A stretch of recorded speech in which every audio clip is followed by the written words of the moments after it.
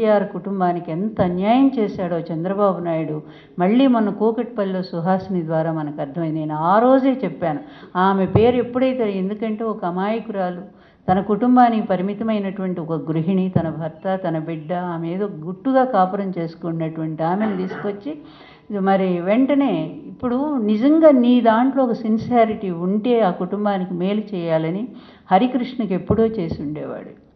బాలకృష్ణ కూతురు నువ్వు చేసుకున్నావు గనక తీసుకొచ్చి ఆ పిచ్చోడికి ఏదో ఒక ఎమ్మెల్యే ఇచ్చేసి పాపం నువ్వు పో నీ సినిమాలు చేసుకుంటా అని చెప్పి వాడు గెంతుకుంటా పోయి ఆ సినిమాలు చేసుకుంటావు అమాయకుడు గనక.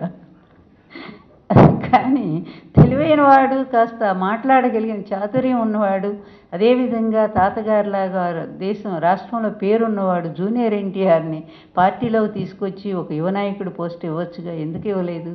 ఇస్తే నీ కొడుకు వెంటనే కంపేర్ చేస్తారు ప్రజలంతా కూడా, ఈ అబ్బాయి తెలివైన వాడు, తాతగారి పోలికలు ఉన్నాయి, ఇతనైతే బాగుంటుంది లీడర్షిప్, అందువల్ల అతని పక్కన ఎలా ఉంటాడు ఇతను చూస్తే వెంటనే కంపేర్ చేస్తారని భయంతో జూనియర్ ఎన్టీఆర్ని అస్సలు నువ్వు తీసుకురాలేదు, పార్టీలో తీసుకురాలేదు.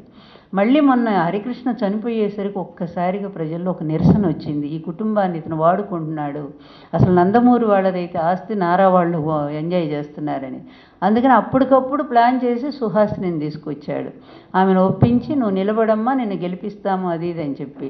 నిజంగా అయితే జూనియర్ ఎన్టీఆర్, కళ్యాణరామ్ ఆమె సోదరులు ఇద్దరు తమ్ముళ్ళే.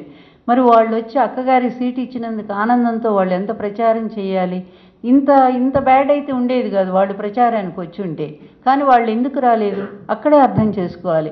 అంటే వాళ్ళు పసిగట్టారు గనక ఇతని దుర్మార్గాన్ని మరొక్కసారి ఈ కరివేపాకులాగా నందమూరి కుటుంబాన్ని వాడుకోవటానికి, ఈ నీచమైన రాజకీయానికి వాడుకోవటానికి సిద్ధపడ్డాడు అనేది వాళ్ళు తెలుసుకున్నారు కనుకనే చిన్నపిల్లలైనా వాళ్ళు అతన్ని అవాయిడ్ చేసి పారేశారు. అక్కైనా సరే మేము వెళ్ళం ప్రచారానికి అని చెప్పి వాళ్ళు దూరంగా ఉండిపోయారు. అది పౌరుషం అంటే, నందమూరి పౌరుషం. తెలుసు అతనే ఆవిడ కూకట్పల్లిలో పెడితే ఓడిపోతుంది అమ్మాయిని తెలుసు. అదే రోజు చెప్పాను నేను, బలిపశువుని చేస్తున్నాడు.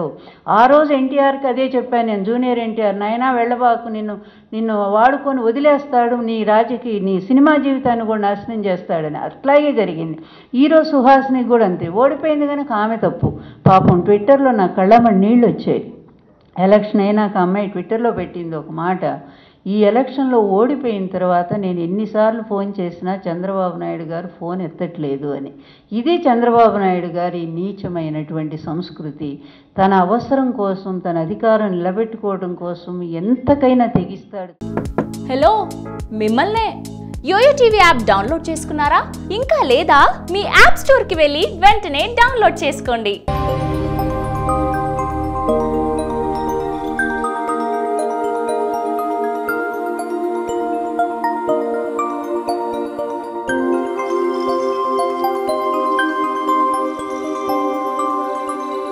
ఈ వీడియో గనుక మీకు నచ్చినట్లయితే లైక్ చేయండి, షేర్ చేయండి అండ్ సబ్స్క్రైబ్ చేయండి.